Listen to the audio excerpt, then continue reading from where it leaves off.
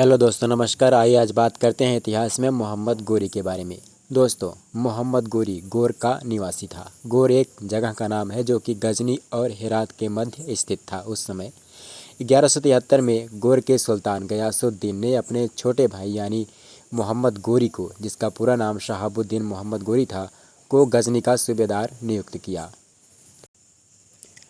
दोस्तों, मोहम्मद गोरी के बारे में अगर आपने थोड़ा बहुत पढ़ा होगा तो आपको मालूम होगा कि मोहम्मद गोरी जो था वो भारत में अपना एक विशाल साम्राज्य स्थापित करना चाहता था और यही मोहम्मद गोरी का एक सपना था। दोस्तों, इसी सपने को लेकर वह आगे बढ़ा और सबसे पहले उसने क्या किया। सबसे पहले उसने 1175 में मुल्तान के करमार्थियन संप्रदाय के शासक पर आक्रमण किया और उसे परास्त भी किया। इसके पश्चात उसने 1176 ईस्वी में कच्छ पर भी अपना अधिकार जमा लिया। उसके बाद उसने गुजरात पर आक्रमण किया। गुजरात की जो राजधानी थी वो थी अनिलवाड़ा और वहाँ का जो राजा था, जो शासक था, वो था मूलराज द्वितीय। 1178 में गोरी ने गुजरात की राजधानी अनिलवाड़ा पर आक्रमण किया और वहाँ पर पराजित हुआ।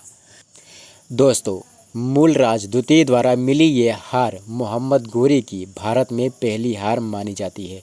अक्सर ये प्रश्न भी पूछा जाता है कि किस शासक द्वारा मिली हार को मोहम्मद गोरी की पहली हार मानी जाती है, वो भी भारत में।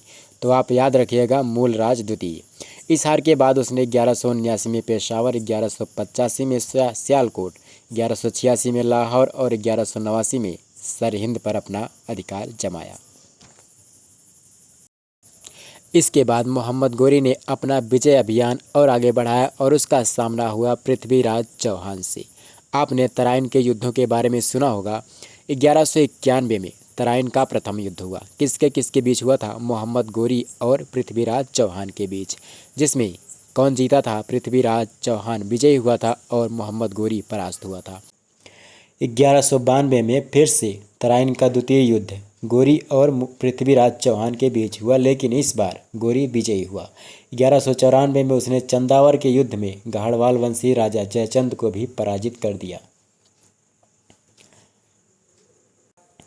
इसी तरह से मोहम्मद गोरी का जो विजयी कारवां था वो आगे बढ़ता रहा और 1195-96 में उसने बयाना और